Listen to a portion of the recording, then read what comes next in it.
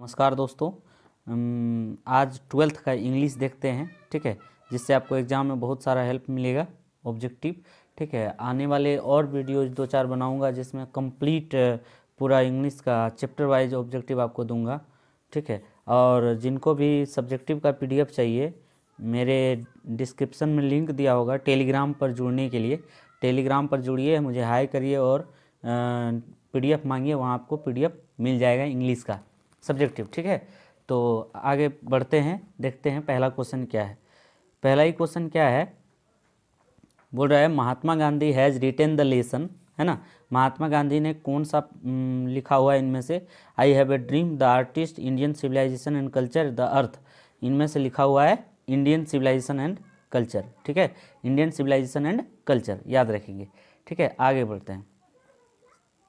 दूसरा क्वेश्चन पूछा, civilization is the state of development of a, ठीक है। इसका मतलब हिंदी क्या हो, देखिए कि सभ्यता विकास की एक अवस्था है, किसके लिए, ठीक है, तो हम जैसे व्यक्तियों के लिए, ठीक है।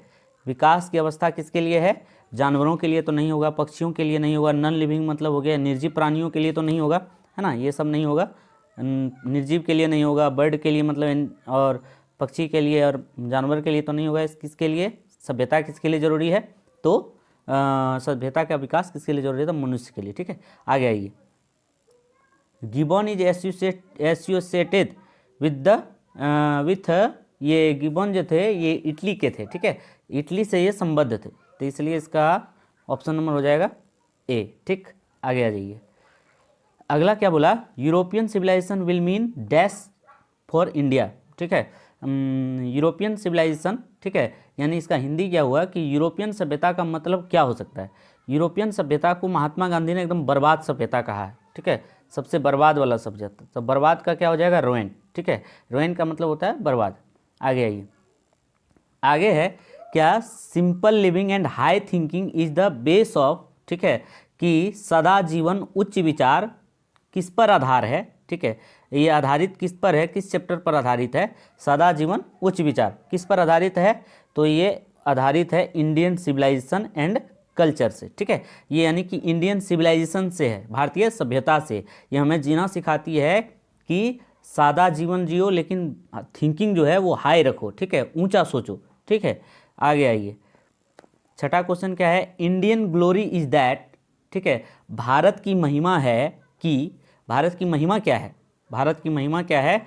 देखिए, इमोवल, इमोवल मतलब होता है अचल, तो इसका आंसर हो जाएगा इमोवल, ठीक है। मोवल का मतलब हो गया चल, तो इसलिए भारत की जो महिमा है ये अचल है, मतलब दूसरों से मिलता जुलता नहीं है, बिल्कुल मिलता जुलता नहीं है, ठीक। आगे आइए। 7 नंबर में बोल रहा है dash was the spiritual leader then the politician, ठीक है। कौन जो है एक आध्यात्मिक नेता और राजनीतिज्ञ थे, ठीक है, कौन थे? तो महात्मा गांधी। कौन सा होगा? Option number C. स्पिरिचुअल मतलब हो गया आध्यात्मिक, आध्यात्मिक, ठीक है, आध्यात्मिक। अब पॉलिटिशियन का मतलब हो जाता है राजनीतिज्ञ, ठीक है, तो इसलिए ऑप्शन नंबर यहाँ पर हो जाएगा सी आपका करेक्ट, ठीक। आगे आइए। My experiment with truth was written by, यानी कि सत्य के साथ मेरे प्रयोग, ये किसकी रचना है, ठीक है, किसके द्वारा लिखी गई है? तो ये लिखी गई है महात्मा गांधी के द्वारा। किसके द्वारा लिखी गई है? महात्मा गांधी के द्वारा। आगे आइए। द माइंड इज रेस्टलेस, ठीक है, रेस्टलेस, ठीक, यहाँ पर डैश दिया हुआ है। The more it gets and more it wants, ठीक है। तो बोला महात्मा गांधी ने ऐसे भी कहा है, पूरा आप पढ़े होंगे तो पता होना चाहिए कि हमारी जो मतलब मन है वो चंचल पक्षी के समान है। किसके समान बोला था? चंचल पक्षी के समान है, जितना ये पाता है उतना और ये चाहता है, ठीक है। तो more it gets more it wants, जितना ये मतलब पा जाता है ना उतना ही और चाहता है। तो हम लोगों का जो दिमाग है वो किसके समान है? रेस्टलेस बर्ड के समान है, ठीक है। तो यानी कि चंचल चिड़िया के समान, ठीक। डॉग से तुलना तो नहीं किया भाई, काऊ से नहीं किया, मंकी से नहीं किया, है ना, किससे तुलना किया? बर्ड से। चंचल चिड़िया, वो भी चंचल, ठीक है। आगे 10वां देखिए।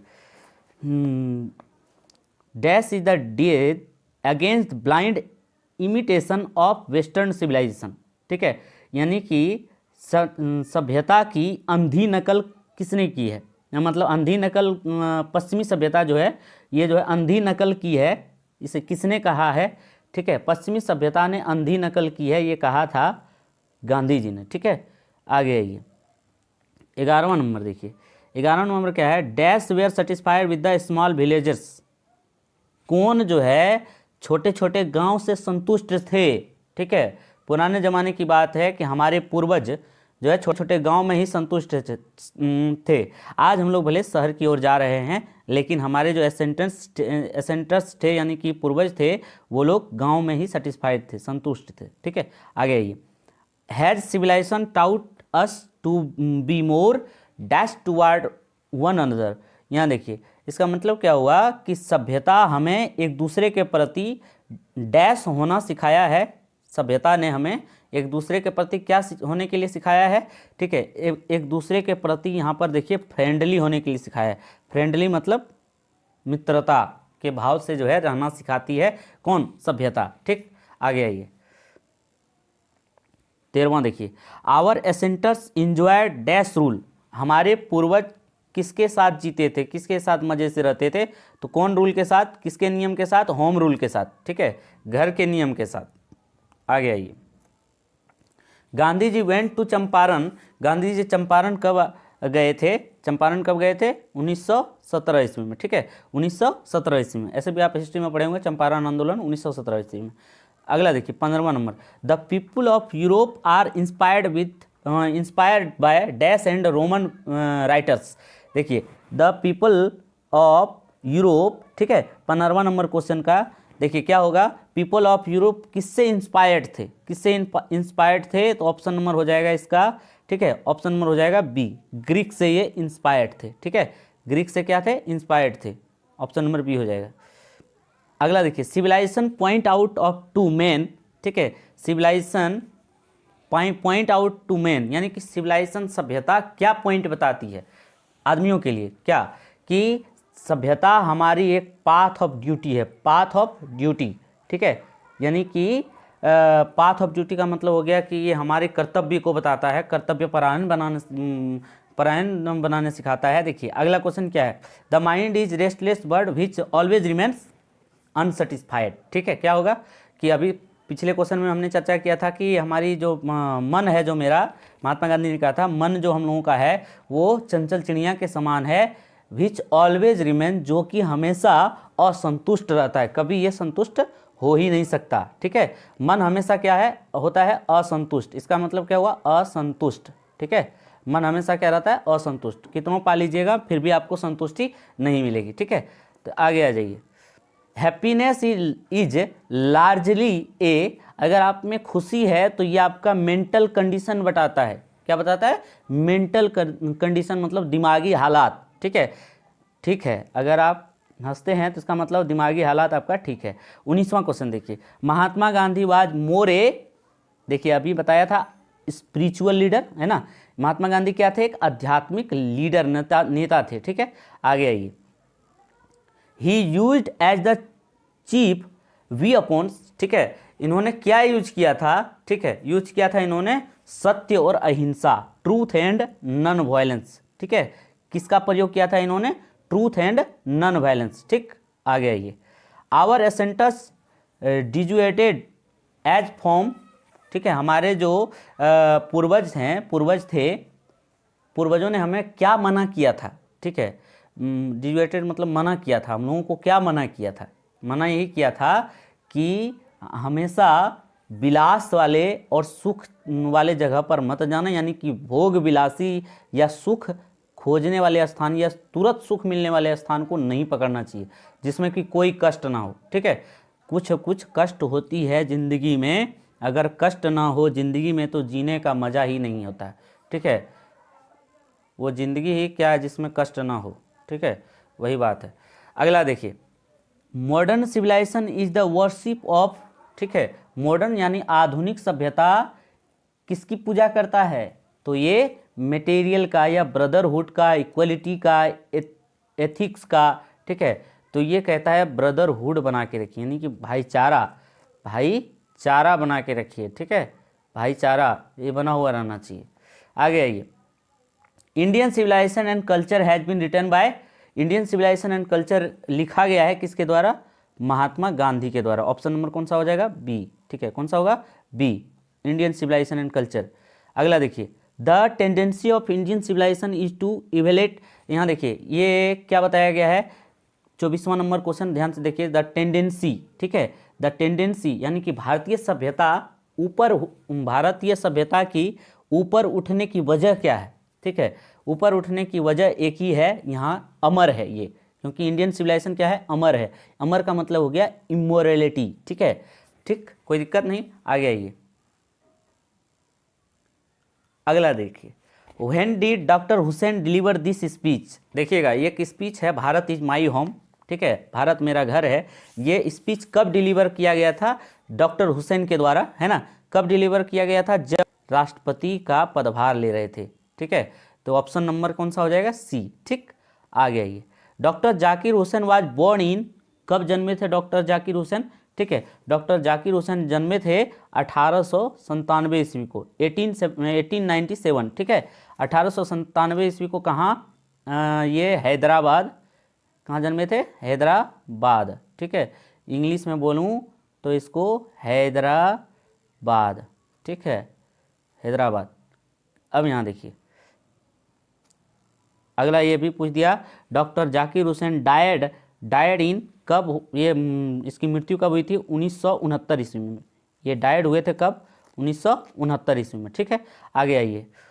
Doctor Zakir Hussain born in, देखिए आ ही गया, कहाँ इसका जन्म हुआ था? तो हैदराबाद। ठीक है, कहाँ हुआ था? हैदराबाद। ठीक है, आगे आइए। अर्लियर ही हैड सर्व्ड एज, यानी कि जब ये मतलब नहीं बने थे राष्ट्रपति, उसके पहले ये क्या थे?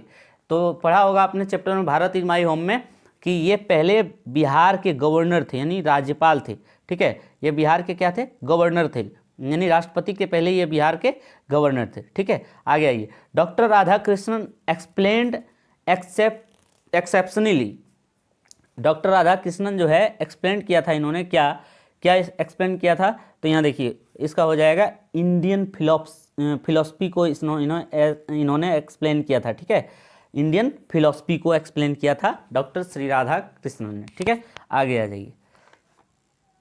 Doctor Zakir Hussain was long associated with, किससे ये जुड़े हुए थे? लंबे समय तक किससे जुड़े हुए थे डॉक्टर जाकिर हुसैन? किससे जुड़े हुए थे? एजुकेशन से। किससे जुड़े हुए थे? एजुकेशन से। और यही एजुकेशन को ये सबसे बड़ा पावर मानते हैं। कौन? जाकिर हुसैन। ठीक है, आगे आइए। The people had chosen him the head of the family for, यहाँ देखिए, यानी कि जाकिर हुसैन को आदमियों ने चुना अपने परिवार के तरह कितने समय के लिए? तो हैव ए सर्टेन टाइम, यानी कि एक निश्चित समय के लिए। और निश्चित समय कितना होता है? 5 साल का, है ना। तो एक निश्चित समय, 5 साल होता तो वहाँ मारते, लेकिन एक सर्टेन टाइम मतलब एक निश्चित समय के लिए। आगे आइए। अगला 33वां नंबर क्वेश्चन क्या है? As the president doctor Hussain advocated of the growth of dash, यानी कि ये जो है 33वां नंबर क्वेश्चन क्या बोल रहा है कि ये डॉक्टर हुसैन जो है, जो प्रेसिडेंट थे, ठीक है, ये क्या चाहते थे? ठीक है, ये कहते क्या थे? इसका कहना क्या था? तो देखिए, ऑप्शन नंबर 33 का क्या होना चाहिए? यह सर्टन रिलीजन, ये किसी खास धर्म को चाहता था। The whole nation, the rich only, the poor only, क्या ये सिर्फ एक ही धर्म को चाहता था? नहीं ना। क्या ये होल नेशन को चाहता था? पूरा राष्ट्र को? जी हाँ। रिच आदमी को चाहता था? नहीं। सिर्फ पुअर आदमी को चाहता था? नहीं। ये होल नेशन की बात करता था। होल नेशन मतलब पूरे राष्ट्र की बात करता था। कौन? डॉक्टर जाकिर हुसैन। अब देखिए, अगला क्वेश्चन आ गया। Doctor Zakir Hussain deliver his speech in, कब इन्होंने स्पीच डिलीवर किया था? जब ये राष्ट्रपति का पदभार लिए थे। कब? 1967 में। कब हुआ था? 1967 में। ठीक है, आगे आइए। Doctor Zakir Hussain took the oath as president, है ना, इन्होंने क्या लिया था? प्रेसिडेंट। ठीक है, प्रेसिडेंट का पदभार ग्रहण किया था। Bharat is my home is written by, Bharat is my home किसके द्वारा लिखी गई है? डॉक्टर जाकिर हुसैन के द्वारा। किसके द्वारा? डॉक्टर जाकिर हुसैन के द्वारा। आगे आइए। Dash was the role model of doctor Zakir Hussain, कौन जो है डॉक्टर जाकिर हुसैन के रोल मॉडल थे? ठीक है, डॉक्टर जाकिर हुसैन के रोल मॉडल कौन थे? तो श्री सर्वपल्ली राधा कृष्णन इसके रोल मॉडल थे। ठीक है, डॉक्टर जाकिर हुसैन के रोल मॉडल थे सर्वपल्ली राधा कृष्णन, ठीक है। आगे आइए, doctor Zakir Hussain took the oath of loyalty of the, यहाँ देखिए इन्होंने क्या बताया था, कॉन्स्टिट्यूशन को लॉयल्टी बताया था, कॉन्स्टिट्यूशन को, ठीक है। आगे आइए 39वां number, dash said the Bharat is my home and its people are my family, किसने कहा था भारत मेरा घर है और यहाँ के लोग हमारे मेरे परिवार हैं, यहाँ के लोग मेरे क्या हैं, परिवार हैं, किसने कहा था, डॉक्टर जाकिर हुसैन ने, ठीक है। किसने कहा था भारत मेरा घर है और यहाँ के आदमी हमारे परिवार या मेरे परिवार हैं, किसने कहा था, डॉक्टर जाकिर हुसैन है। चलिए अगला, doctor Zakir Hussain was a great, क्या थे, पॉलिटिशियन थे, थिंकर थे, नेशनलिस्ट थे, लीडर थे। देखिए पॉलिटिशियन तो थे ही, थिंकर भी थे ही, लेकिन सबसे ज़्यादा इसमें इंपॉर्टेंट होगा नेशनलिस्ट। पहला ऐसे ये नेता थे जो राष्ट्र हित के बारे में बात कर रहे थे, ठीक है। अगला आइए, डॉक्टर जाकिर हुसैन, ठीक है, doctor Zakir Hussain deliver his in 1967 after taking the oath of, क्या पदभार किसका लिया था इन्होंने 1967 में, तो प्रेसिडेंट का, ठीक है। ये स्पीच जो डिलीवर किया था किसका पदभार के बाद, तो प्रेसिडेंट के। अगला 42वां देखिए, dash is the prime instrument of nation building, ठीक है। क्या एक प्राथमिक यंत्र है जो जिससे हमारा राष्ट्र का जो है निर्माण हो सकता है, तो सबसे ज़्यादा उपयोगी है एजुकेशन। इन्होंने बताया था कि education is the prime instrument of nation building, ठीक है। यानी कि शिक्षा जो है हमारी प्राथमिकता है, पहले उसको देखना चाहिए, ठीक है, तभी हमारा नेशन बिल्ड करेगा।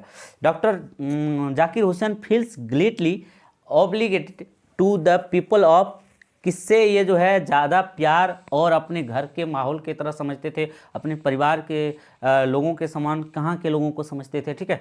तो ये होगा आपका इंडिया, क्या होगा, इंडिया, ठीक।